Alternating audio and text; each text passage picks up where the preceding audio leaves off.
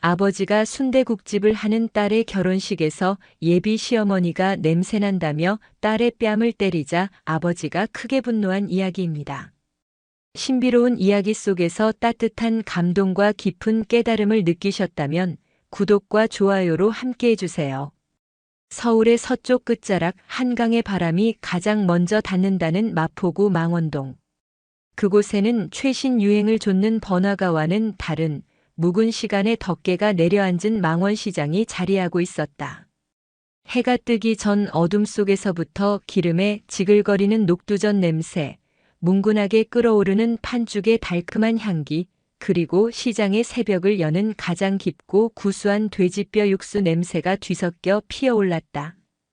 그 중에서도 가장 오랜 역사를 자랑하는 골목, 달고 다른 목재문을 단 망원 순대국은 강대호와 그의 유일한 혈육인 딸 강보람의 우주와도 같은 곳이었다. 강대호는 한때 건장한 체격으로 공사 현장을 누비던 사내였다. 그러나 십수년 전 예기치 않은 건설 현장 추락 사고로 왼쪽 다리의 기능을 거의 잃었다. 절망의 나날 속에서 그를 일으켜 세운 것은 갓 태어난 딸 보람의 작은 손과 그런 남편을 위해 억척같이 순대국밥집을 시작한 아내였다. 하지만 행복은 길지 않았다. 아내는 보람이 초등학교에 들어가기도 전에 지병으로 세상을 떠났고 그 후로 강대호에게 남은 것은 이 작은 가게와 어린 딸뿐이었다. 그는 매일 새벽 아직 별이 총총한 시간에 일어나 거대한 무쇠 가마솥에 불을 지폈다. 밤새도록 우려낸 뽀얀 국물 속에는 세상을 떠난 아내에 대한 그리움과 딸을 향한 애틋한 부정이 함께 녹아 있었다. 그는 말이 없고 표정도 거의 변하지 않는 무뚝뚝한 사내였지만 그의 투박한 손끝에서 빚어지는 순대 한 점 뚝배기에 넘치도록 담아내는 국밥 한 그릇에는 세상의 그 어떤 미사여구보다 깊고 따뜻한 마음이 담겨 있었다. 강보람은 그런 아버지의 등과 끓어오르는 가마솥의 김을 보며 자라났다. 가게 한편에 딸린 비좁은 쪽방이 그녀의 공부방이었고 세상에서 가장 맛있는 음식은 아버지가 끓여준 순대국밥이었다. 보람은 아주 어릴 적부터 가게 일을 돕는 것을 당연하게 여겼다.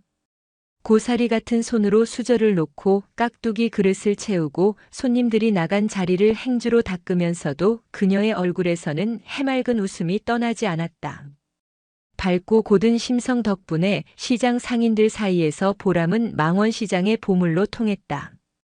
대호 씨는 다리 하나를 잃었지만 세상 전부와도 바꿀 수 없는 딸을 얻었지.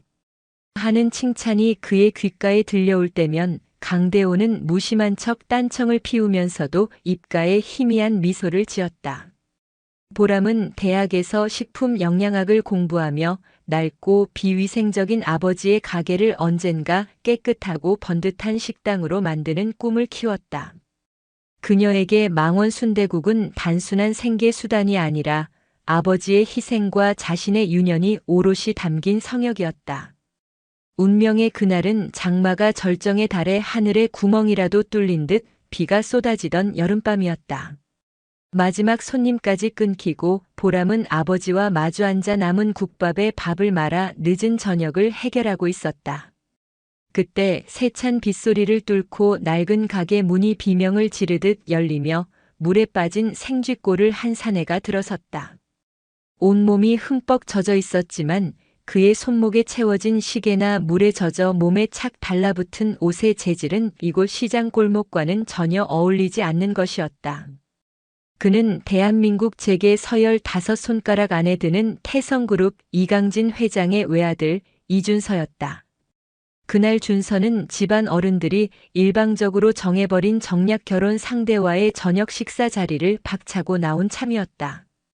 사랑 따위는 안중에도 없이 오직 사업적 이해관계로만 얽힌 관계들에 대한 역겨움과 자신의 삶을 조금도 존중해주지 않는 집안 분위기에 대한 환멸감으로 그는 무작정 차를 몰아 도시를 배회했다.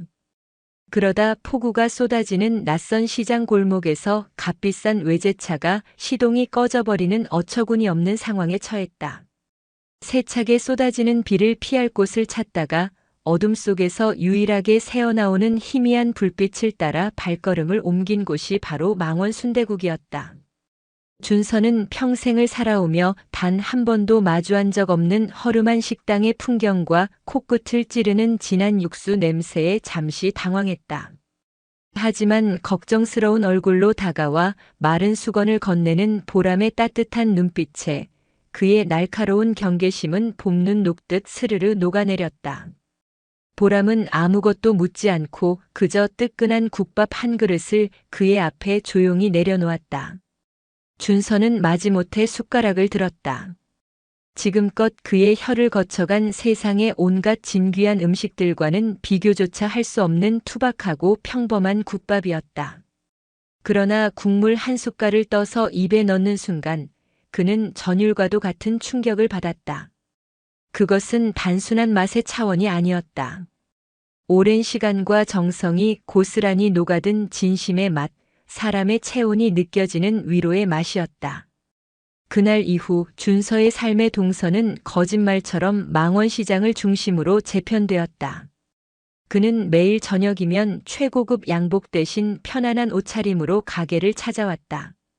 처음에는 어색하게 가게 한 구석을 차지하고 앉아 국밥만 먹고 돌아갔지만 시간이 흐르면서 그는 자연스럽게 보람의 일상 속으로 스며들었다.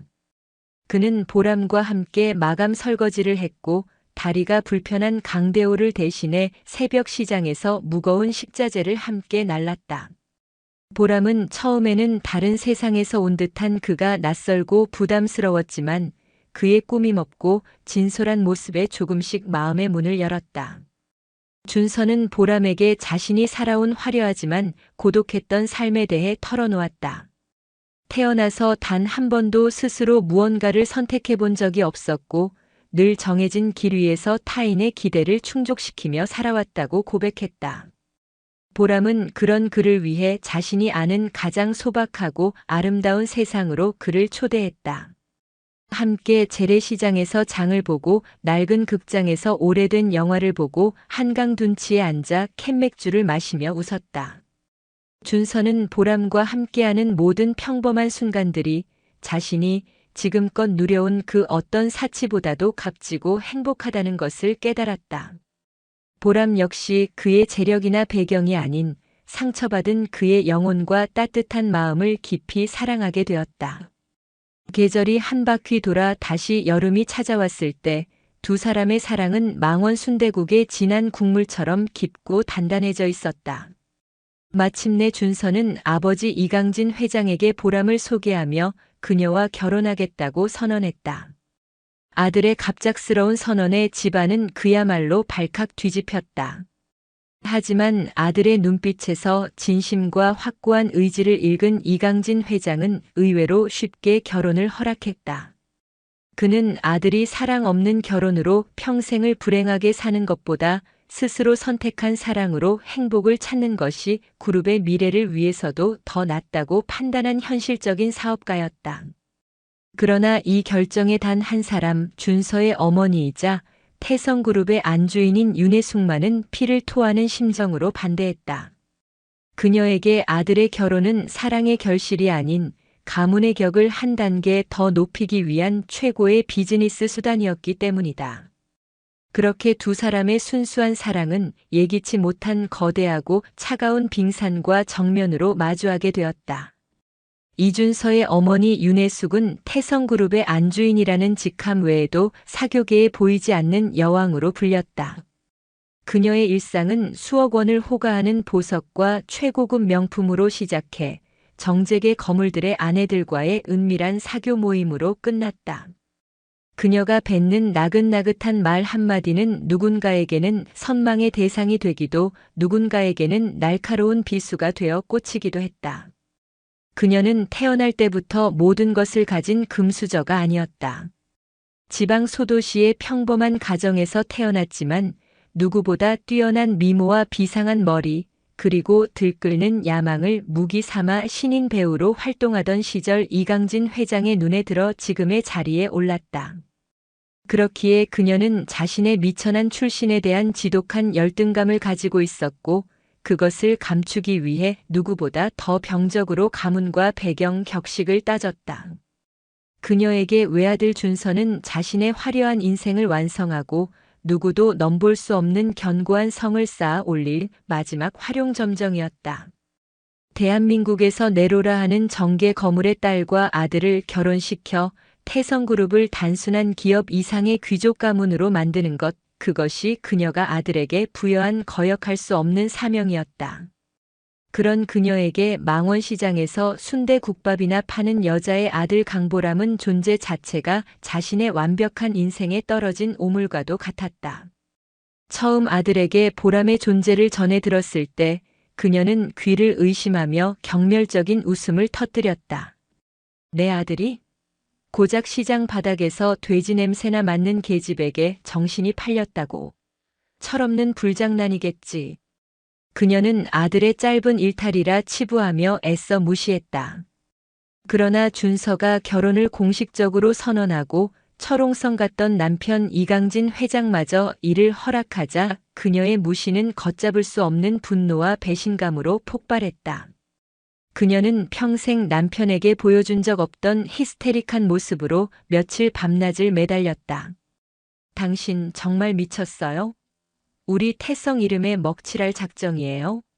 감히 순대국밥 냄새가 진동하는 것들을 집안의 식구로 들인다고요? 내일 당장 온 사교계의 웃음거리가 될 거예요. 내 눈에 흙이 들어가기 전에는 절대 허락 못해요. 하지만 이강진 회장의 결심은 단호했다. 그는 아들의 행복을 최우선으로 고려하는 아버지이기도 했지만 동시에 이 결혼이 태성그룹의 대외적 이미지에 가져올 긍정적 효과를 계산하는 냉철한 경영인이었다. 서민 며느리를 편견 없이 받아들이는 열린 재벌가. 대중은 이런 신데렐라 스토리에 열광할 것이고 이는 경직된 기업 이미지를 쇄신하고 주가에도 긍정적인 영향을 미칠 수 있다는 계산이 섰다. 그는 아내의 격렬한 반대를 가볍게 묵살하고 결혼을 공식적으로 진행시켰다. 결국 윤혜숙은 억지로 떠밀리듯 상견례 자리에 나설 수밖에 없었다. 만남의 장소는 외부의 고급 한정식집이 아닌 그들의 권위와 부를 과시하기에 가장 적합한 평창동의 대저택이었다.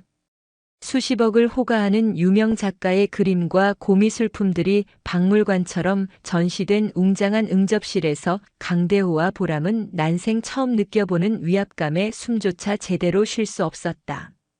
강대호는 평생을 통틀어 가장 값비싼 유일한 양복을 꺼내 입었고 보람 역시 며칠 밤을 새워가며 고른 가장 단정하고 예의 바른 원피스 차림이었다.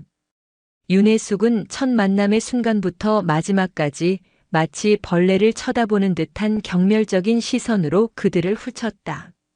그녀는 교양 있는 안주인의 가면을 쓴 채 부드러운 미소를 짓고 있었지만 그 미소 뒤에 숨겨진 눈빛과 말투에는 날카롭게 벼린 칼날 같은 가시가 돋쳐 있었다. 어머, 따님이 참 복스럽게 생겼네요. 시장에서 온종일 서서 일하면 고되겠어요. 손을 보니 고생한 티가 역력하네요. 그녀는 보람이 어색하게 내민 손을 잡는 척하며 마치 손톱 밑에 때라도 찾아내려는 듯 집요하게 살폈다. 보람은 화들짝 놀라며 황급히 손을 등 뒤로 감추었다. 이어서 그녀의 시선은 강대호의 불편한 다리에 잠시 머물렀다가 그의 얼굴로 향했다. 가게는 장사가 잘 되시나 봐요. 우리 준서가 어찌나 침이 마르게 칭찬을 하던지. 그래도 평생 그 진한 냄새 속에서 일하시려면 힘에 부치시겠어요. 몸도 편찮으신 것 같은데 건강 관리는 잘하고 계신 거죠? 그녀의 말은 안부를 묻는 것을 가장한 잔인한 모욕이었다. 아버지의 정직한 땀과 삶이 녹아있는 직업을 냄새나는 곳이라 폄하하고 그의 씻을 수 없는 상처인 다리를 편찮은 몸이라 후벼 파는 말투에 보람의 얼굴은 핏기 없이 하얗게 질렸다. 강대호는 아무 말 없이 고개를 숙였다. 그는 오직 딸의 행복한 미래를 위해 이 모든 굴욕과 모멸을 뼛속 깊이 삼켜낼 각오가 되어 있었다. 상견례가 파하고 돌아오는 차 안 강대호는 끝까지 아무 말도 하지 않았다. 하지만 보람은 차창에 비친 아버지의 어깨가 조용히 그리고 가늘게 떨리고 있는 것을 보았다. 그날 밤 보람은 처음으로 이 결혼에 대해 뼈저린 회의감을 느꼈다. 자신의 사랑이 아버지를 이토록 초라하고 고통스럽게 만드는 것이라면 과연 이 선택이 옳은 것일까? 그녀는 떨리는 손으로 준서에게 전화를 걸어 우리 없던 일로 하는 게 맞을 것 같아요 라고 어렵게 말을 꺼냈다. 하지만 준서는 흔들리지 않았다. 그는 전화를 끊자마자 한밤중에 망원시장으로 달려와 보람과 강대호의 앞에 무릎을 꿇었다. 아버님 보람아. 정말 죄송합니다. 제 어머니가 얼마나 큰 상처를 드렸을지 감히 상상조차 할 수 없습니다. 전부 제 잘못입니다. 하지만 제발 제 진심만은 믿어주십시오. 제가 평생 보람이 곁에서 그 어떤 비바람도 막아내는 가장 튼튼한 방패가 되어드리겠습니다. 제 목숨을 걸고 두 분이 다시는 오늘 같은 상처를 받는 일이 없도록 하겠습니다. 준서의 눈에서 흐르는 뜨거운 눈물과 절박한 호소에 강대호와 보람에 얼어붙었던 마음은 다시금 흔들렸다. 결국 그들은 준서의 진심을 마지막으로 한 번 더 믿어보기로 결정했다. 그러나 윤혜숙의 오만과 멸시는 거기서 멈추지 않았다. 그녀는 겉으로는 아들의 고집에 못 이겨 결혼을 허락하는 척 연기했지만 뒤에서는 더욱 교묘하고 악랄한 방법으로 보람을 옥죄기 시작했다. 그녀는 예비 며느리 교육이라는 허울 좋은 명목 아래 보람을 수시로 자신의 저택으로 호출하여 본격적인 시집살이가 시작되기도 전에 그녀의 영혼을 짓밟아 놓으려 했다. 일부러 수십 명의 손님이 오는 집안의 큰 행사를 보람에게 총괄하게 한 뒤 작은 실수 하나를 트집 잡아 모든 하인들이 보는 앞에서 역시 배운 게 없으니 이 정도 일 처리도 못하는구나라며 공개적으로 망신을 주었다. 그녀의 곁에는 태성그룹의 박상무라는 그림자 같은 인물이 있었다. 그는 윤혜숙의 먼 친척이라는 점을 등에 업고 회사 내에서 온갖 비리를 저지르며 입지를 다져온 야심가였다. 그는 무능하지만 오만한 윤혜숙을 교묘하게 조종하여 그룹의 실권을 장악하려는 야심을 품고 있었기에 그룹의 유일한 후계자인 준서의 가장 큰 약점이 될 수 있는 보람의 존재가 더없이 반가웠다. 박상무는 윤혜숙의 귀에 사모님 저런 근본도 없는 아이가 안주인이 되면 태성그룹의 격이 땅에 떨어지는 것은 시간 문제입니다. 지금이라도 뿌리를 뽑으셔야 합니다라며 끊임없이 독을 속삭였고 그의 이간질은 윤혜숙의 비뚤어진 자격지심과 오만함에 활활 타오르는 불길에 기름을 붓는 격이었다. 보람은 이 거대한 저택 안에서 철저히 혼자였다. 그녀에게 유일하게 인간적인 온기를 보여준 사람은 수십 년간 태성가에서 묵묵히 일해온 늙은 집사 김여사뿐이었다. 김여사는 윤혜숙의 잔인한 성품을 누구보다 잘 알고 있었기에 상처투성이가 되어가는 어린 보람의 모습을 늘 안타깝게 여겼다. 그녀는 윤혜숙의 눈을 피해 몰래 보람의 손에 따뜻한 대추차를 쥐어주거나 아가씨, 너무 기죽지 마세요. 도련님께서 다 아시면 얼마나 마음 아파하시겠어요. 곧 좋은 날이 올 겁니다라며 작은 위로를 건넸다. 김여사의 소박한 친절은 칠흑 같은 절망 속에서 보람이 간신히 버텨낼 수 있는 유일한 등불이었다. 보람은 자신을 굳건히 믿어주는 준서의 사랑과 말없이 자신을 위해 모든 것을 감내하는 아버지를 생각하며 하루하루를 꿋꿋하게 버텨나갔다. 하지만 그녀는 앞으로 자신에게 닥쳐올 시련이 지금껏 겪어온 고통과는 비교조차 할 수 없을 만큼 잔혹하고 거대한 폭풍이 되리라는 것을 미처 짐작하지 못하고 있었다. 결혼 날짜가 확정되고 본격적인 준비가 시작되자 윤혜숙의 횡포는 가면을 벗어 던지고 더욱 노골적이고 잔인한 형태로 보람을 덮쳤다. 그녀는 결혼 준비의 모든 세세한 과정에 직접 개입하며 사사건건 보람의 자존심을 짓밟고 모욕을 주었다. 그녀의 목적은 명확했다. 보람이 제 발로 이 결혼을 포기하고 나가떨어지게 만들거나 설령 결혼을 하더라도 평생을 죄인처럼 기죽어 살게 만드는 것이었다.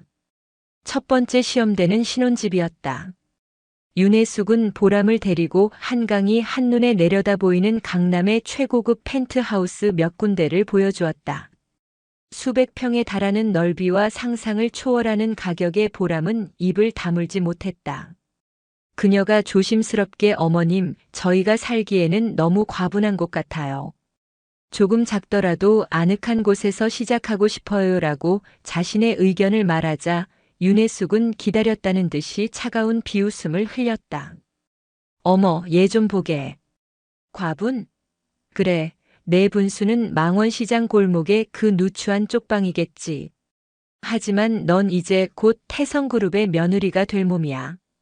내가 우리 집안의 수준을 깎아먹을까봐 내가 일부러 최고급으로만 골라주는 배려도 이해를 못하는 거니? 아니면 혹시 이 정도로는 만족을 못해서 더 비싼 집을 바란다는 뜻인가?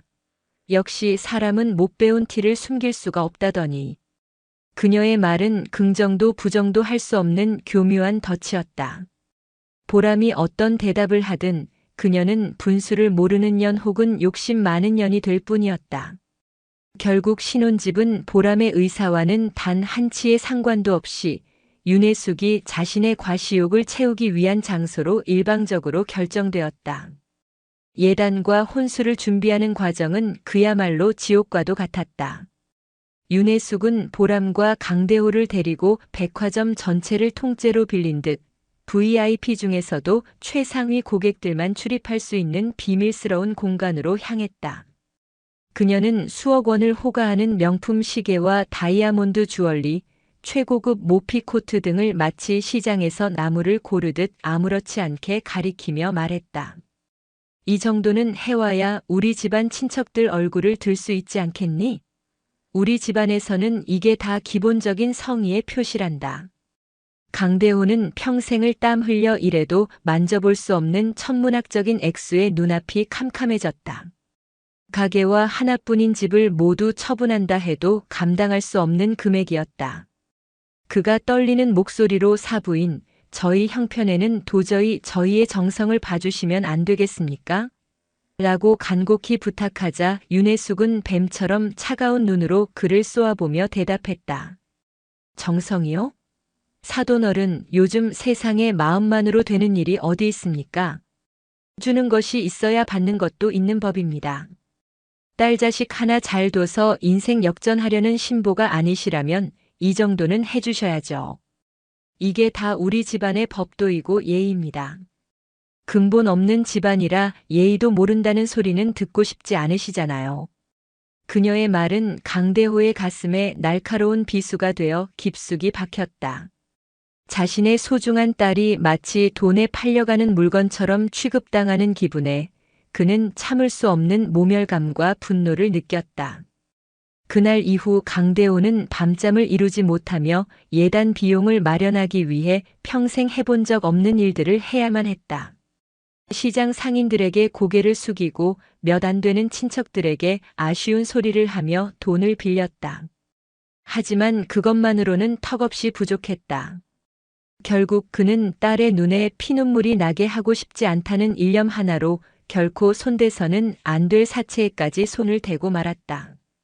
가장 끔찍한 시련은 웨딩드레스를 고르는 날에 닥쳤다. 윤혜숙은 보람을 데리고 국내외 VVIP들만 찾는다는 청담동의 한 프라이빗 웨딩드레스 살롱으로 향했다. 수억 원을 호가하는 세상에 단 한 벌뿐인 드레스들이 보석처럼 진열된 곳이었다. 보람은 어떤 드레스를 입어도 마치 남의 옷을 입은 것처럼 어색하고 불편했다. 그녀가 몇 벌의 드레스를 갈아입고 나올 때마다 윤혜숙은 최고급 벨벳 소파에 다리를 꼬고 앉아 팔짱을 낀 채 혀를 찼다. 쯧쯧, 옷이 날개라더니 그건 다 옛말이구나. 드레스가 문제가 아니라 사람이 문제였어. 수억짜리 드레스에서 시장 옷 냄새가 나는 건 처음 보는구나. 아무리 비싼 걸 걸쳐도 그 천박한 분위기는 어쩔 수가 없나 보네. 살롱의 모든 직원들이 듣고 있는 앞에서 대놓고 면박을 주는 그녀의 말에 보람은 얼굴이 불타는 것처럼 화끈거렸다. 눈물이 턱 밑까지 차올랐지만 그녀는 입술을 깨물며 필사적으로 참았다. 바로 그때 마침 스케줄을 마치고 보람을 놀라게 해주려 살롱에 들른 준서가 그 모든 광경을 목격하고 말았다. 준서는 이성을 잃고 어머니에게 달려갔다. 어머니, 지금 이게 뭐 하는 짓입니까? 어떻게 보람 씨에게 그런 끔찍한 말을 하실 수 있어요? 그는 곧장 보람에게 다가가 그녀의 손을 잡고 자신의 등 뒤로 감쌌다. 보람 씨, 내 눈에는 이 세상 누구보다 당신이 가장 아름다워요. 다른 사람 말은 한마디도 신경 쓰지 말아요. 자신의 계획이 아들 때문에 틀어지자 윤혜숙은 분을 이기지 못하고 자리를 박차고 나가버렸다. 그날 이후 준서는 결혼 준비의 모든 과정에 그림자처럼 따라다니며 보람을 보호했다. 그는 어머니가 보람에게 직접 연락하지 못하도록 중간에서 모든 연락을 차단했고 보람이 더 이상 상처받지 않도록 세심하게 배려했다. 하지만 윤혜숙의 악행은 보이지 않는 곳에서 더욱 치밀하게 계속되고 있었다. 그녀는 박상무를 시켜 강대호의 뒷조사를 했고 그가 결국 사채에까지 손을 댔다는 사실을 알아냈다. 그녀는 그 차용증 사본을 손에 넣고 결혼식 당일 모든 하객들 앞에서 이 사실을 터뜨려 보람과 그녀의 집안을 사회적으로 완전히 매장시킬 끔찍한 계획을 세우며 뱀처럼 차가운 미소를 지었다. 한편 보람에게는 여전히 늙은 집사 김여사라는 작은 등불이 있었다. 김여사는 윤혜숙의 눈을 피해 보람에게 몰래 연락하여 사모님께서 무언가 단단히 꾸미고 계신 것 같습니다. 차용증 같은 것을 손에 넣고 아주 기분 나쁜 미소를 짓는 것을 보았습니다. 아가씨, 무슨 일이 있어도 마음 단단히 먹으셔야 합니다. 그리고 도련님 손을 절대 놓치시면 안 됩니다라며 구체적인 경고를 전해주었다. 그녀의 용기 있는 귀띔 덕분에 보람은 막연한 불안감 속에서도 다가올 폭풍에 맞설 최소한의 마음의 준비를 할 수 있었다. 수많은 모욕과 상처 속에서도 결혼 준비는 겉으로 보기에는 순조롭게 진행되었다. 보람은 때로는 이 모든 것을 내려놓고 도망치고 싶을 만큼 고통스러웠지만 자신을 지키기 위해 세상과 맞서는 준서의 사랑과 말없이 야위어가는 아버지의 등을 보며 이를 악물었다. 그녀는 이 결혼이 단순한 남녀의 결합이 아니라 자신과 아버지가 평생을 지켜온 삶의 가치와 존엄을 증명하는 마지막 싸움이라고 다짐했다. 그렇게 폭풍전야와 같은 위태로운 평온 속에서 운명의 그날이 시시각각 다가오고 있었다. 결혼식 당일의 새벽, 서울의 하늘은 마치 다가올 비극을 예고라도 하듯 짙은 먹구름에 휩싸여 있었다. 그러나 정오가 가까워지자 거짓말처럼 구름이 걷히고 눈부신 햇살이 도시를 비추기 시작했다.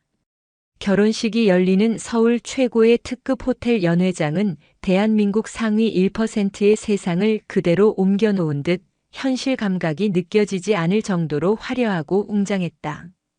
천장에서는 수만 개의 크리스탈로 이루어진 거대한 샹들리에가 태양처럼 눈부신 빛을 쏟아냈고 하객들이 앉을 수십 개의 원형 테이블마다 유럽에서 항공으로 공수해온 희귀한 품종의 백합과 장미가 풍성하게 장식되어 매혹적인 향기를 뿜어냈다.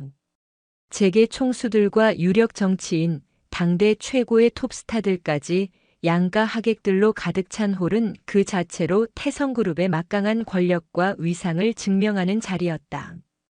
호텔 정문에는 이 세기의 결혼식을 한 줄이라도 먼저 보도하기 위해 몰려든 수백 명의 기자들이 거대한 인산인해를 이루고 있었다. 그 모든 화려함의 정점에 신부 대기실이 있었다. 궁전의 한 방을 옮겨놓은 듯한 넓은 공간은 온통 순백색과 샴페인 골드 색상으로 꾸며져 있었고 한쪽 벽면 전체가 특수 유리로 되어 있어 서울의 스카이라인이 한 폭의 그림처럼 펼쳐져 있었다. 강보람은 그 비현실적인 풍경 앞 수십 개의 전구가 박힌 화려한 거울 앞에 조용히 앉아 있었다. 대한민국 최고의 메이크업 아티스트와 헤어 디자이너가 마치 예술 작품을 빚어내듯 그녀의 얼굴과 머리를 매만지고 있었다. 그녀가 입은 순백의 웨딩드레스는 세계적인 디자이너가 오직 그녀만을 위해 제작한 것으로 수천 개의 다이아몬드와 진주가 촘촘히 박혀 움직일 때마다 은하수처럼 반짝였다. 하지만 보람의 마음은 눈앞의 화려함과는 정반대로 복잡하고 어두운 감정들로 소용돌이치고 있었다. 거울 속에 비친 자신의 모습이 너무나도 낯설었다. 평생을 시장 골목에서 기름때 묻은 앞치마를 두르고 살아온 자신이 이렇게 값비싼 드레스를 입고 낯선 이들의 손길을 받는 것이 마치 다른 사람의 인생을 훔쳐 사는 듯한 죄책감마저 들었다.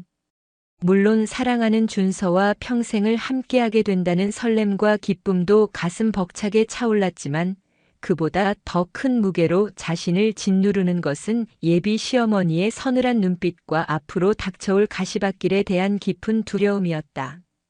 그때 신부 대기실 문이 조용히 열리고 아버지 강대호가 들어왔다. 그는 딸의 결혼식을 위해 난생 처음 맞춰 입은 턱시도가 어색한 듯 연신 헛기침을 했다. 하지만 그의 눈에는 딸을 향한 세상 가장 깊은 사랑과 대견함, 그리고 차마 말로 다 할 수 없는 안쓰러움이 가득 담겨 있었다.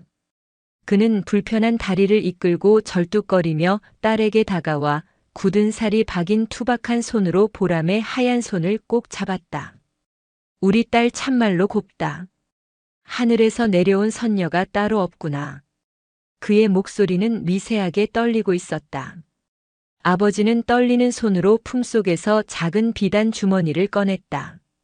그 안에는 세월의 흔적이 고스란히 묻어나는 빛바랜 낡은 진주 목걸이가 들어있었다. 이것은 내 어미가 시집올 적에 내 할미한테 물려받은 유일한 폐물이란다. 언젠가 우리 딸 시집 가는 날 아비가 꼭 직접 목에 걸어주라고 내 어미가 숨을 거두는 순간까지 신신당부를 했었는데 못난 아비가 이제야 그 약속을 지키는구나. 보람의 눈에 그렁그렁 눈물이 맺혔다. 얼굴 한번 제대로 기억나지 않는 돌아가신 어머니의 유품이었다. 강대호는 떨리는 손으로 딸의 목에 직접 목걸이를 걸어주었다. 세상에서 가장 작고 낡은 진주알이었지만 보람에게는 그 어떤 다이아몬드보다도 값지고 눈부셨다. 그것은 자신을 향한 부모님의 영원하고 변치 않는 사랑의 증표였다. 아버지 고맙습니다. 저 정말 행복하게 잘 살게요. 아버지 고생 안 시키고 꼭 행복하게 살게요. 보람이 눈물을 애써 삼키며 활짝 미소 짓자 강대호도 깊게 팬 주름진 눈가에 맺힌 눈물을 슬쩍 훔치며 말없이 고개를 끄덕였다. 바로 그때였다. 호호호 참으로 눈물겨운 광경이네요. 하지만 그런 누추한 목걸이는 오늘 같은 날 우리 태성가의 격과는 전혀 어울리지 않는데 어쩌죠? 얼음장처럼 차갑고 날카로운 목소리가 부녀의 따뜻하고 성스러운 순간을 무참히 깨뜨렸다. 문 앞에는 윤혜숙이 팔짱을 낀 채 서 있었다. 그녀는 머리부터 발끝까지 수십억 원을 호가하는 보석으로 치장하고 있었고 그 과시적인 화려함은 상대를 위협하고 짓누르는 거대한 갑옷처럼 보였다. 그녀의 뒤에는 박상무가 뱀처럼 비릿한 미소를 지으며 그림자처럼 서 있었다. 윤혜숙은 성큼성큼 보람에게 다가와 다짜고짜 그녀의 목에 걸린 진주 목걸이를 거칠게 잡아챘다. 이런 건 나중에 내 집구석에 가서나 하렴. 오늘은 내가 특별히 준비한 걸 해야지. 그녀는 옆에 있던 보석함의 뚜껑을 열어 보였다. 그 안에는 사람의 눈을 멀게 할 만큼 거대하고 화려한 다이아몬드 목걸이가 섬뜩한 빛을 발하고 있었다. 그것은 사랑의 증표가 아닌 부와 권력의 오만한 과시였다. 보람이 당황하여 어머님, 이건 제 어머니의 유품이에요 라고 말했지만 윤혜숙은 들은 척도 하지 않았다. 그녀는 진주 목걸이를 벌레 보듯 경멸스럽게 테이블 위로 던져버리고 차갑고 무거운 다이아몬드 목걸이를 보람의 목에 강제로 걸었다. 차가운 금속의 감촉에 보람은 온몸에 소름이 돋는 것 같았다. 강대호는 사랑하는 아내의 유품이 그리고 딸의 마음이 무참히 짓밟히는 모습을 눈앞에서 보며 주먹을 피가 나도록 불끈 쥐었다. 하지만 그는 참았다. 오늘만큼은 딸의 인생에서 가장 행복해야 할 오늘만큼은 모든 것을 참고 견뎌야 한다고 스스로를 다독였다. 그는 조용히 딸의 어깨를 두드려주고는 천근만근 무거운 발걸음으로 신부 대기실을 나섰다. 모든 준비가 끝나고 스태프들이 잠시 자리를 비워 신부 대기실에는 보람과 윤혜숙 그리고 박상무 세 사람만이 남게 되었다. 보람은 긴장과 설렘 그리고 깊은 불안감을 애써 억누르며 마지막으로 거울을 보며 옷맵시를 가다듬고 있었다. 결혼식 시작까지는 이제 불과 10분도 채 남지 않은 시간. 모든 것이 순조롭게 그리고 예정대로 흘러가는 듯 보였다. 그러나 그것은 거대한 화산이 폭발하기 직전에 기만적인 고요함에 불과했다. 결혼식 시작을 알리는 웅장한 오르간 연주가 멀리서 희미하게 울려 퍼지기 시작한 바로 그 순간이었다. 굳게 닫혀있던 신부 대기실 문이 지축을 울리는 소리와 함께 거칠게 열렸다.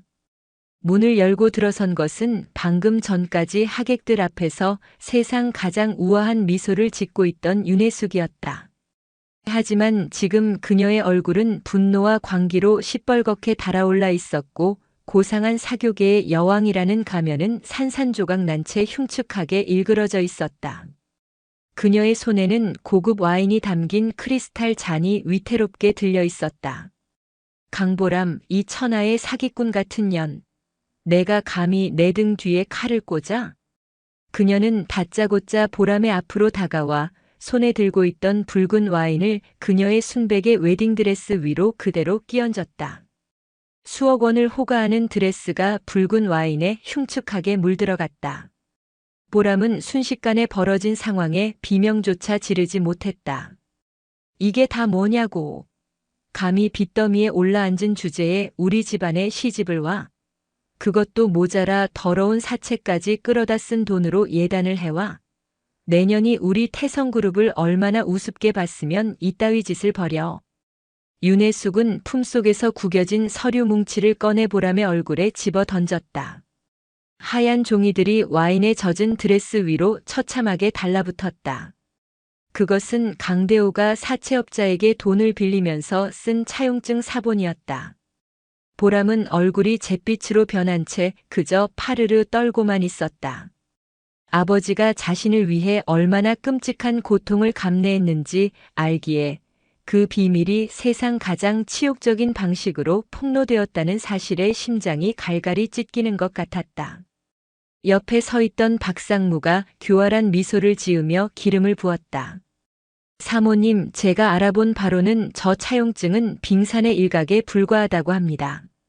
저 집은 지금 당장 길거리에 나앉아도 이상하지 않을 만큼 파산 직전입니다. 이건 명백한 사기 결혼입니다. 당장 경찰에 신고하셔야 합니다. 그 말을 듣는 순간 윤혜숙의 눈에 서려 있던 분노는 통제 불능의 광기로 변했다. 그녀는 이성을 완전히 상실하고 부들부들 떨리는 손을 높이 쳐들었다. 그리고는 망설임 없이 온 힘을 다해 보람의 뺨을 후려쳤다. 짝! 고요하던 신부 대기실에 살점이 터지는 듯한 날카롭고 섬뜩한 소리가 울려 퍼졌다. 보람의 고개가 세차게 돌아갔고 곱게 화장한 뺨 위로 순식간에 선명한 붉은 손자국이 피어올랐다. 귀에서는 윙 하는 굉음이 들렸고 눈앞의 세상이 빙글빙글 돌았다.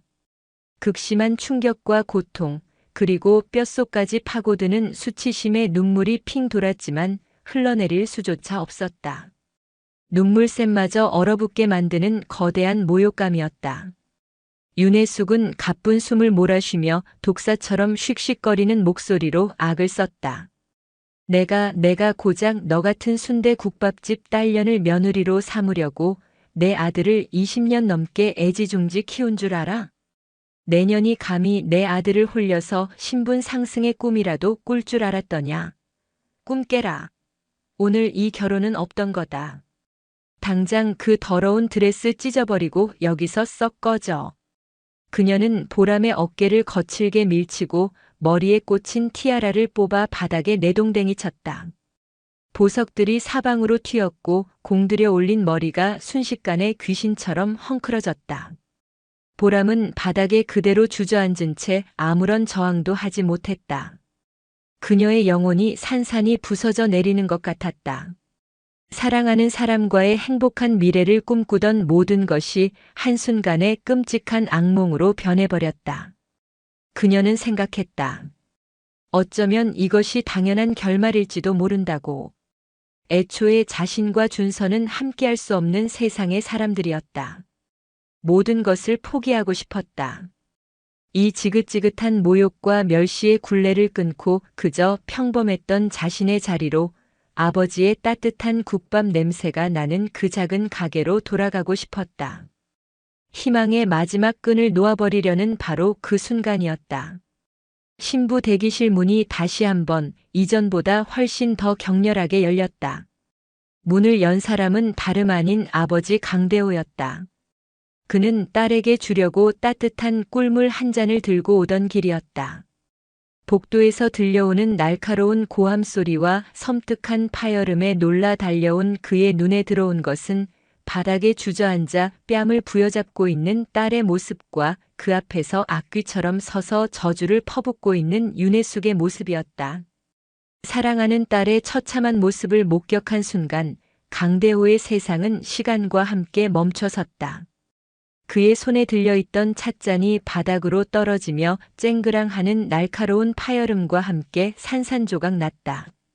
그 소리는 방 안의 모든 소음을 집어삼키는 거대한 비명처럼 들렸다. 그의 눈은 핏발이 서도록 충혈되었고 평생을 묵묵히 땀과 눈물을 삼키며 살아온 그의 얼굴은 이제껏 그 누구도 본 적 없는 무서운 분노로 석상처럼 굳어졌다. 그는 더 이상 순박하고 어수룩한 순대국집 주인이 아니었다. 세상에 단 하나뿐인 자신의 가장 소중한 보물을 무참히 짓밟힌 한 마리 성난 맹수였다. 그는 평소 자신의 불편한 몸을 의지하던 낡은 나무 지팡이를 고쳐 잡았다. 그리고는 절뚝거리며 그러나 그 어느 때보다도 단단하고 묵직한 걸음으로 방 안으로 들어섰다. 그의 걸음걸이는 불편했지만 그에게서 뿜어져 나오는 침묵의 기세는 그 누구도 감히 막아설 수 없을 만큼 위압적이었다. 그는 윤혜숙과 박상무를 마치 길가의 돌멩이처럼 지나쳐 곧장 바닥에 주저앉아 있는 딸에게로 향했다. 그는 아무 말 없이 딸의 앞에 한쪽 무릎을 꿇었다. 그리고는 굳은 살이 박이고 갈라진 거칠고 투박한 손으로 딸의 헝클어진 머리카락을 쓸어 넘기고 붉게 부어오른 뺨을 차마 만지지도 못한 채 조심스럽게 감쌌다. 그의 손길은 가늘게 그러나 멈추지 않고 떨리고 있었다. 그 손길이 닿는 순간 딸의 눈에서 비로소 참았던 눈물이 본물 터지듯 왈칵 쏟아져 내렸다. 아빠 잘못했어요. 제가 다 잘못했어요. 아빠 죄송해요. 보람은 아버지의 품에 얼굴을 묻고 어린아이처럼 목 놓아 서럽게 울었다. 그 울음소리는 강대호의 심장을 예리한 칼로 수천 번 난도질하는 것 같았다. 그는 딸의 등을 말없이 그러나 힘주어 토닥여 주었다. 괜찮다, 내 딸아. 너는 아무것도 잘못한 것이 없다. 이 못난 아비가 모든 것을 잘못한 것이다. 그의 눈에서도 뜨거운 눈물이 뺨을 타고 쉴 새 없이 흘러내렸다. 한참 동안 딸을 다독이던 강대호는 천천히, 아주 천천히 몸을 일으켰다. 그리고는 윤혜숙을 향해 돌아섰다. 그의 눈빛은 더 이상 슬픔이나 자책에 젖어 있지 않았다. 모든 감정이 날아가 버린 텅 빈 자리에 차갑고 단단한 분노가 서려 있었다. 당신 지금 내 딸에게 무슨 짓을 한 거요? 그의 목소리는 지독히도 낮고 조용했지만 그 안에는 곧 폭발할 화산의 용암과 같은 무서운 분노가 담겨 있었다. 윤혜숙은 순간적으로 그의 기세에 눌려 한 걸음 주춤했지만 이내 다시 오만하고 경멸적인 표정을 되찾았다. 무슨 짓이라니요, 사돈어른. 저는 지금 사기 결혼으로 우리 집안을 기만하려던 파렴치한 것을 내쫓으려던 참입니다. 빚더미에 앉은 주제에 감히 우리 집안을 속이려 들어. 그 말을 듣는 순간 강대호의 마지막 남은 인내심의 끈이 툭 하고 끊어졌다. 그는 손에 들고 있던 지팡이를 바닥에 미친 듯이 내려쳤다. 쾅! 단단한 대리석 바닥이 깨질 듯한 굉음과 함께 신부 대기실은 순식간에 얼어붙었다. 모두의 시선이 강대호에게로 쏠렸다. 그는 지팡이를 쥔 손을 부들부들 떨며 평생 단 한 번도 내본 적 없는 크고 우렁찬 목소리로 외쳤다.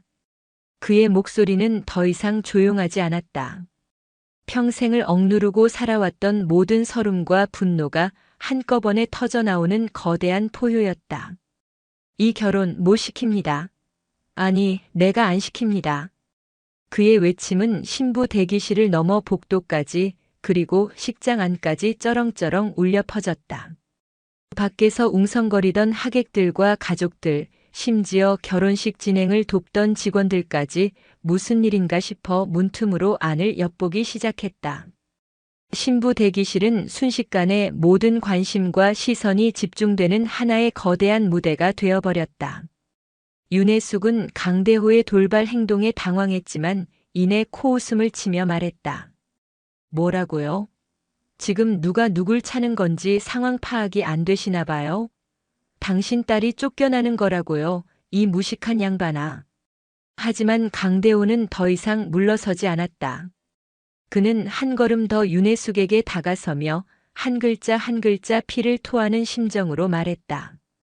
내 딸은 당신 같은 무례하고 천박한 사람에게 그런 모욕을 당하면서까지 시집 보낼 만큼 하찮은 아이가 아니오. 내 딸은 당신네들이 가진 그 더러운 돈보다 1000배, 10,000배는 더 귀하고 소중한 내 목숨이고 내 전부요. 그러니 이 결혼 당장 여기서 끝냅시다. 그의 단호하고 비장한 선언에 신부 대기실의 공기는 완전히 얼어붙었다. 박상무는 일이 자신이 계획한 것보다 훨씬 더 커지자 안절부절 못했고 윤혜숙은 감히 미천한 것들이 자신에게 대든다는 사실에 분노를 넘어선 충격과 경악에 휩싸였다. 아무도 예상하지 못했던 한 평범한 아버지의 위대한 분노가 모든 것을 뒤엎는 거대한 폭풍의 서막을 연 순간이었다. 강대호의 피 끓는 파혼 선언은 시작에 불과했다.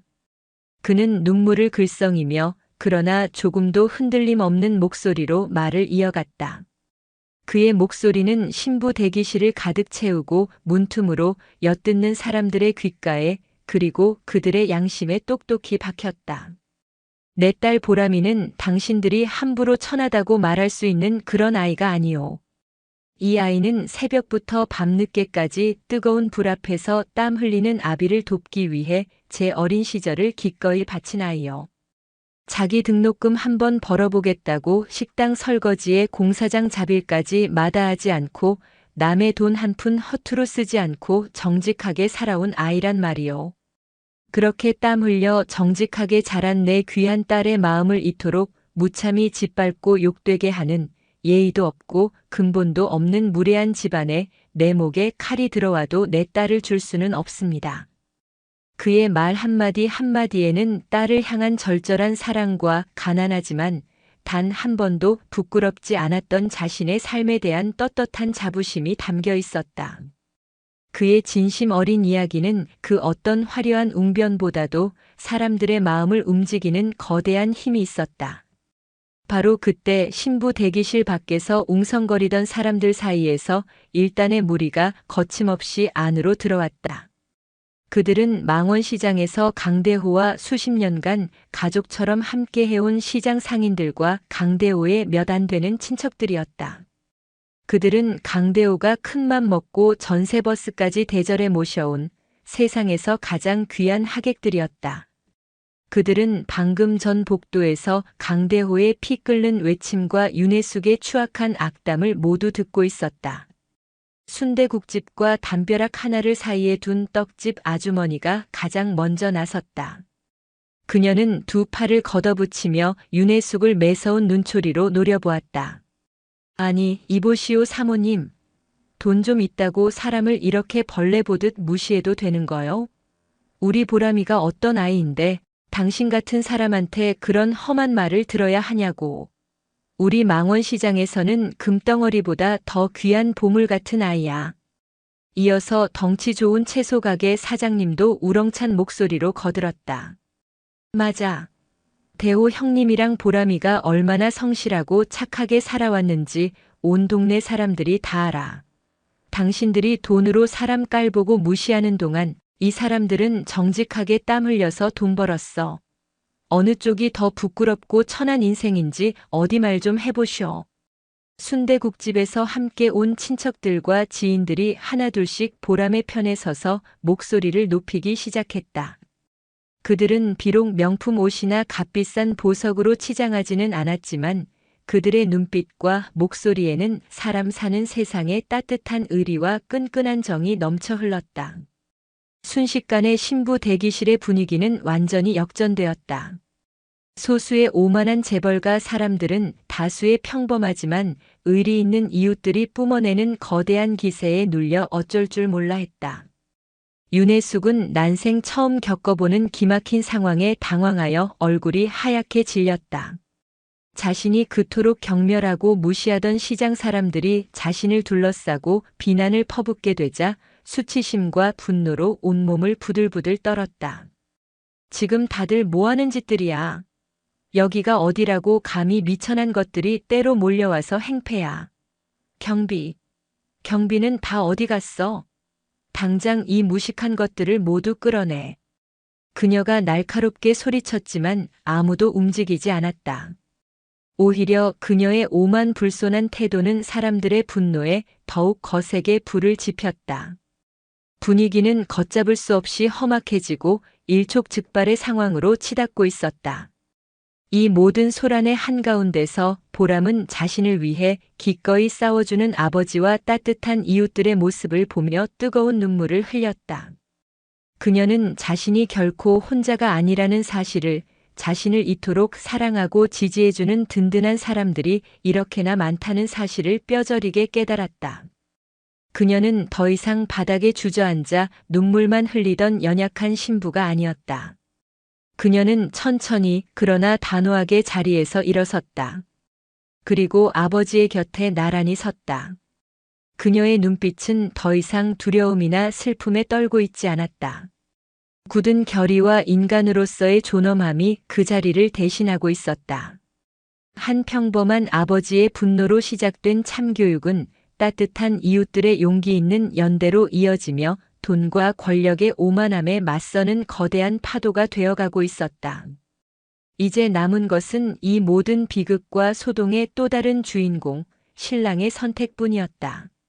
신부 대기실에서 벌어진 끔찍한 소란은 결국 식장에까지 고스란히 전해졌다. 하객들 사이에서는 무슨 일이냐며 웅성거림이 걷잡을 수 없이 커졌고 주례를 서기 위해 기다리던 이강진 회장의 표정도 심각하게 굳어졌다. 신랑 입장을 위해 식장 입구에 서 있던 이준서는 불길하고 끔찍한 예감에 휩싸였다. 그는 더 이상 단 1초도 기다릴 수 없다는 생각에 모든 것을 뿌리치고 곧장 신부 대기실로 미친 듯이 달려갔다. 그가 도착했을 때 신부 대기실은 그야말로 전쟁터와도 같은 아수라장이었다. 바닥에는 깨진 찻잔과 찢어진 서류, 붉은 와인 자국이 낭자했고 어머니 윤혜숙은 시장 사람들과 뒤엉켜 서로에게 날 선말을 주고받고 있었다. 그리고 그 모든 비극의 중심에 뺨이 붉게 부어오르고 웨딩드레스가 흉측하게 얼룩진 채 눈물을 흘리면서도 꽃괴리 서 있는 보람과 그녀를 지키기 위해 온몸으로 버티고 선 아버지 강대호가 있었다. 준서는 단 한 번의 시선으로 모든 상황을 파악했다. 그의 심장이 바닥 없는 나락으로 철렁 떨어지는 것 같았다. 자신이 평생을 바쳐 지켜주겠다고 맹세했던 사랑하는 여자가 다름 아닌 자신의 어머니에 의해 인생에서 가장 행복해야 할 날에 가장 끔찍하고 잔인한 상처를 입고 있었다. 그는 온몸에 피가 거꾸로 솟는 듯한 격렬한 분노를 느끼며 어머니에게로 달려갔다. 어머니, 도대체 어떻게 이런 짓을 하실 수 있습니까? 제가 분명히 말씀드렸잖아요.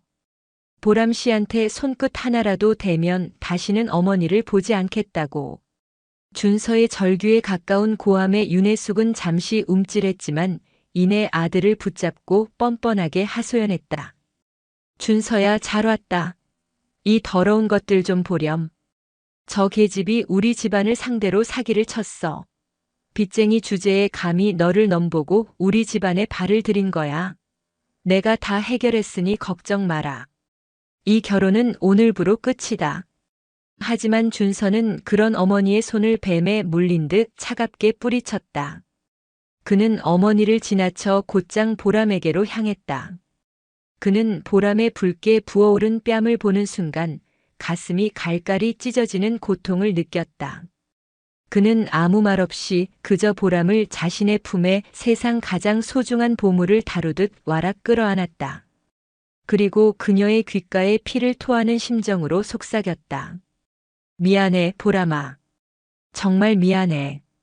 내가 다 잘못했어. 내가 너무 늦게 와서 내가 널 지켜주지 못해서 정말 미안해. 그는 이어서 강대호에게 고개를 깊이 숙였다. 아버님, 정말 죄송합니다. 제가 드릴 말씀이 없습니다. 저를 때리셔도 좋습니다. 준서의 행동에 윤혜숙은 기가 막혀 악을 썼다. 이준서, 너 지금 제정신이야? 저 미천한 것들한테 사과를 해? 내가 뭐가 부족해서 저런 것들한테 머리를 숙이냔 말이야. 그때 준서는 보람을 품에서 떼어내고 그녀의 손을 굳게 잡았다. 그리고는 어머니와 그 자리에 있는 모든 사람들을 향해 돌아섰다. 그의 눈빛은 더 이상 슬픔이나 분노에 흔들리지 않았다. 그는 자신의 인생에서 가장 중요하고도 어려운 결정을 내린 사람의 단호하고 비장한 표정을 하고 있었다. 어머니, 똑똑히 들으세요. 저는 이 여자와 결혼합니다. 그의 선언에 모두가 숨을 죽였다. 그는 말을 이었다. 보람 씨에게 빚이 있든 없든 순대국집 딸이든 아니든 저에게는 단 하나도 중요하지 않습니다. 저는 이 사람의 착한 마음과 진실된 영혼을 사랑하는 겁니다. 어머니가 그토록 중요하게 생각하는 돈과 배경 따위가 아니라요. 만약 어머니께서 끝까지 이 결혼을 반대하신다면 좋습니다. 그럼 저는 오늘 이 순간부터 태성그룹의 아들이기를 포기하겠습니다. 이 집을 나가서 제 두 손과 두 발로 보람 씨와 함께 새로운 인생을 시작하겠습니다. 그것은 어머니에 대한 단순한 반항이 아니었다. 자신의 모든 것을 기꺼이 버려서라도 한 사람의 사랑과 존엄을 지키겠다는 한 남자의 위대하고 진심 어린 선언이었다. 그의 말에 윤혜숙은 충격으로 휘청거렸고 강대호와 보람은 놀라움과 감동으로 그를 바라보았다. 시장 사람들은 옳지. 저런 사람이 진짜 사내대 장부지. 라며 뜨거운 박수를 치기 시작했다.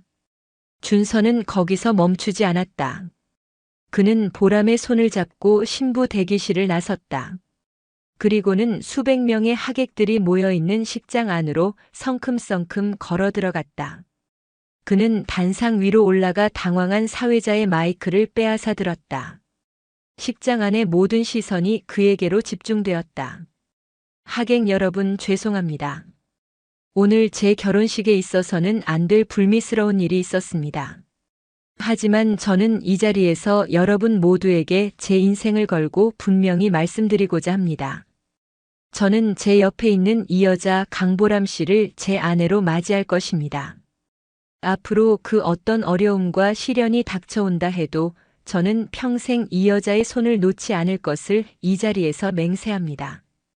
그의 용기 있는 선택과 진심 어린 고백은 꺼져가던 사랑의 불씨를 다시 활활 타오르게 만드는 거대한 바람이 되었다. 이준서의 충격적인 폭탄 선언으로 결혼식장은 그야말로 아수라장이 되었다. 하객들은 눈앞에서 벌어지는 한편의 막장 드라마 같은 광경에 입을 다물지 못했다. 처음에는 그저 재벌가의 흔한 집안 싸움 정도로 치부했던 사람들도 뺨을 맞고 드레스가 얼룩진 신부의 처참한 모습과 모든 것을 버리겠다고 선언하는 신랑의 결연한 태도를 보며 사태의 심각성을 깨닫기 시작했다. 그때 누군가 낮은 목소리로 속삭였다. 세상에 돈 있고 권력 있다고 사람을 저렇게 대놓고 무시하는구먼. 아무리 그래도 그렇지 어떻게 결혼식 날 신부 뺨을 때릴 수가 있어? 그 말은 들불처럼 순식간에 하객들 사이로 퍼져나갔다.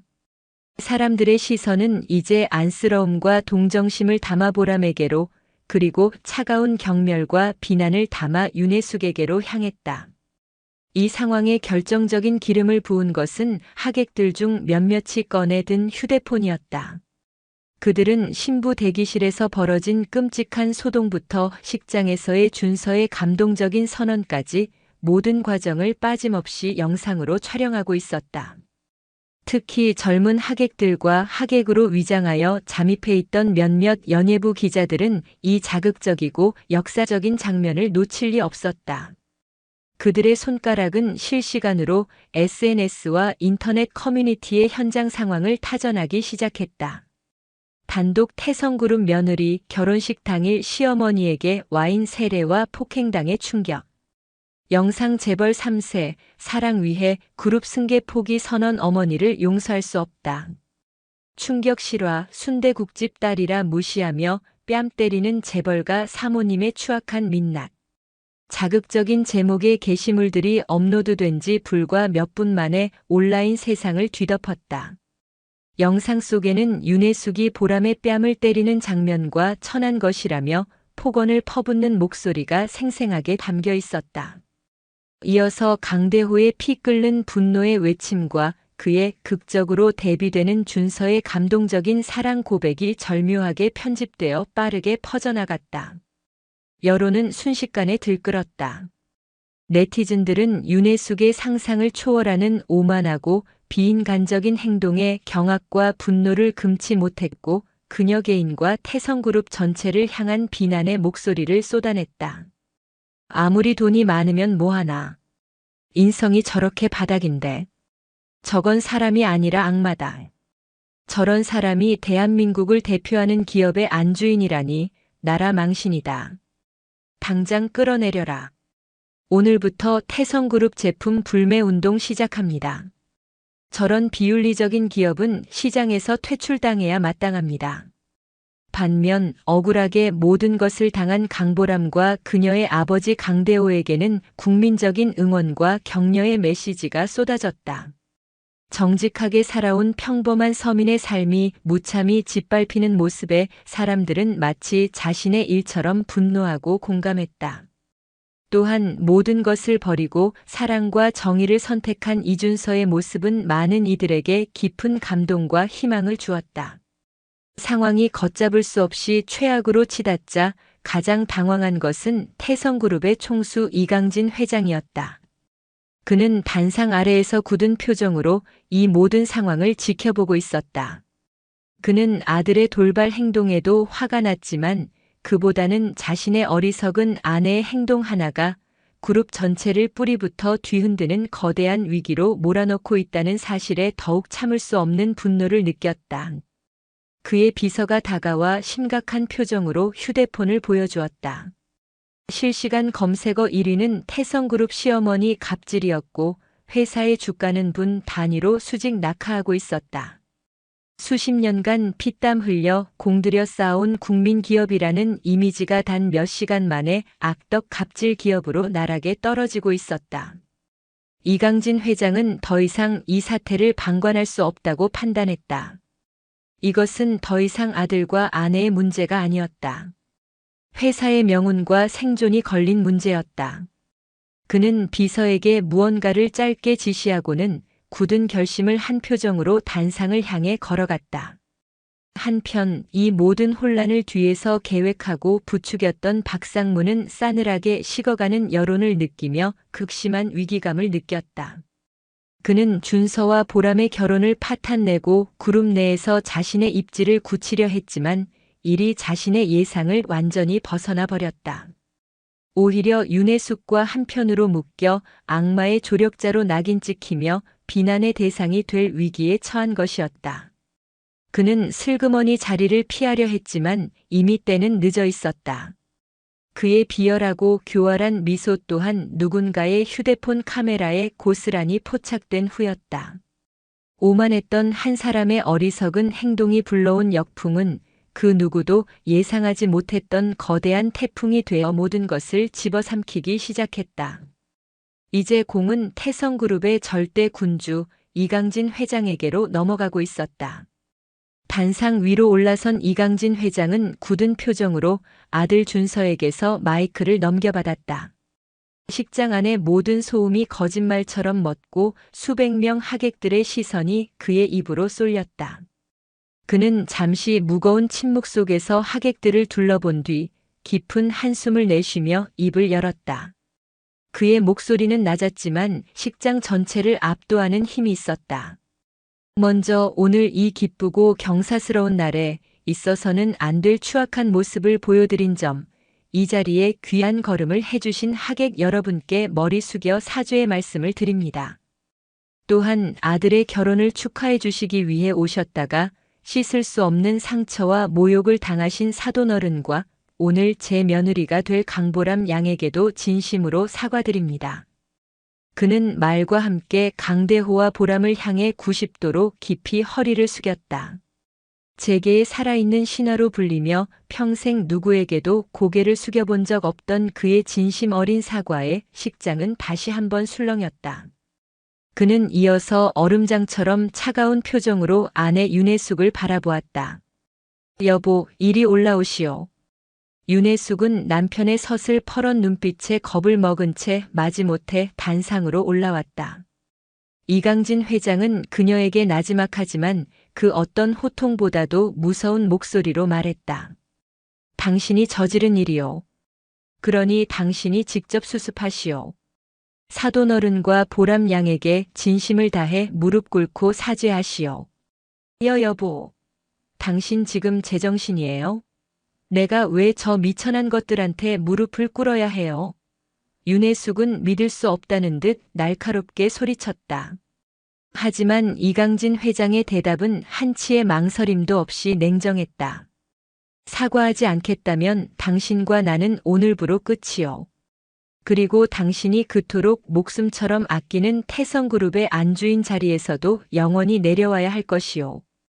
당신의 어리석고 추악한 행동 하나 때문에 내가 평생을 바쳐 피땀 흘려 일군 이 모든 것이 무너지는 꼴은 눈뜨고 볼 수 없소. 선택은 당신이 하시오. 그것은 단순한 협박이 아닌 최후 통첩이었다. 윤혜숙은 그제야 사태의 심각성을 뼈저리게 깨달았다. 그녀는 평생을 바쳐 지켜온 자신의 자리와 명예, 그리고 부가 한순간에 신기루처럼 사라질 수도 있다는 극한의 공포에 휩싸였다. 그녀는 떨리는 눈으로 주변을 둘러보았다. 모든 하객들이 자신을 경멸과 혐오의 눈빛으로 쳐다보고 있었고 수많은 휴대폰 카메라가 자신을 향해 있었다. 더 이상 버틸 수 있는 힘도 명분도 남아있지 않았다. 결국 윤혜숙은 천천히, 아주 천천히 무너져 내렸다. 그녀는 강대호와 보람의 앞에 힘없이 무릎을 꿇었다. 평생 단 한 번도 굽혀본 적 없는 오만한 무릎이었다. 그녀의 얼굴은 눈물과 콧물, 그리고 산산조각난 자존심으로 범벅이 되어 있었다. 제가 다 잘못했어요. 제가 잠시 정신이 나갔었나 봐요. 제발 용서해 주세요. 그녀의 사과는 결코 진심에서 우러나온 것이 아니었지만 대한민국 최고의 재벌가 사모님이 순대국밥집 부녀 앞에서 무릎을 꿇고 비는 모습은 그 자체로 모든 하객들에게 짜릿한 통쾌함과 함께 많은 것을 생각하게 하는 역사적인 장면이었다. 그 모습을 지켜보던 강대호는 보람의 손을 잡고 조용히 말했다. 일어나시오, 사부인. 저희는 사과를 받으려고 이러는 것이 아닙니다. 그는 이강진 회장과 윤혜숙, 그리고 모든 하객들을 향해 담담하지만 그 누구보다도 힘있는 목소리로 말했다. 내 딸은 순대국집 딸이 맞습니다. 하지만 그것이 결코 부끄러운 이름은 아닙니다. 내 딸은 한 사람의 귀한 사람으로서 존중받아야 할 존재입니다. 오늘 저희 부녀가 바랐던 것은 단 하나, 돈이나 지위가 아니라 사람에 대한 최소한의 예의와 존중이었습니다. 그것만 지켜졌더라면 오늘 같은 끔찍한 일은 결코 없었을 겁니다. 그의 말은 식장에 있는 모든 사람들의 가슴에 깊은 울림과 감동을 주었다. 모든 상황이 정리되자 이강진 회장은 다시 마이크를 잡고 단호하게 선언했다. 오늘의 결혼은 예정대로 치르겠습니다. 이 결혼은 두 집안의 결합이 아니라 모든 역경과 편견을 이겨낸 두 젊은이의 위대한 사랑을 축복하는 자리가 될 것입니다. 이 자리에 계신 모든 분들이 그 거룩한 증인이 되어 주시길 바랍니다. 결국 결혼식은 다시 시작되었다. 윤혜숙은 넋이 나간 사람처럼 초라한 모습으로 하객석 한쪽 구석에 앉았고 박상무는 이미 보안요원들에 의해 밖으로 끌려나가 그룹에서 해고 통보를 받은 후였다. 보람은 헝클어진 머리를 다시 정돈하고 아버지가 주신 낡은 진주 목걸이를 목에 걸었다. 그리고 아버지의 손을 잡고 다시 식장으로 입장했다. 그녀의 얼굴에는 눈물 자국이 선명하게 남아 있었지만 그 어떤 신부보다도 아름답고 환한 미소가 태양처럼 피어올랐다. 신랑 준서는 그런 그녀를 세상 가장 따뜻하고 사랑스러운 눈빛으로 맞이했다. 두 사람은 서로의 손을 굳게 잡았다. 그들의 사랑은 혹독한 시련 속에서 불순물이 모두 빠져나간 순금처럼 더욱 단단하고 견고해져 있었다. 결혼식장은 참된 사랑과 정의가 승리한 위대한 현장으로 그 자리에 있던 모든 사람들의 기억 속에 오래도록 남게 되었다. 결혼식이 끝난 후 준서는 약속대로 태성그룹의 경영권을 물려받는 대신 보람과 함께 망원시장에 작은 레스토랑을 열었다. 그는 장인어른의 순대국밥 비법과 아내의 현대적인 영양학 지식을 결합하여 새로운 메뉴를 개발했고 그들의 가게는 곧 맛집으로 소문나 문전성시를 이루었다. 그들은 재벌가의 부와 명예 대신 자신들의 땀과 노력으로 일구는 소박하지만 진정한 행복을 선택했다. 한 사람의 진정한 가치는 그가 가진 부나 지위가 아니라 그의 인격과 타인을 대하는 태도에서 나옵니다. 정직하게 흘린 땀은 결코 우리를 배신하지 않으며 그 어떤 보석보다도 고귀하고 아름다운 빛을 냅니다. 진정한 사랑은 세상의 모든 사회적 편견과 모진 역경을 이겨낼 수 있는 가장 위대하고 강력한 힘을 가집니다. 뿌리 깊은 오만함은 결국 자신을 파멸로 이끌고 진심 어린 겸손과 존중은 세상 모든 사람의 마음을 얻게 합니다. 가장 어두운 절망 속에서도 희망의 끈을 놓지 않고 용기를 낼 때 우리는 비로소 진정한 행복을 찾을 수 있습니다.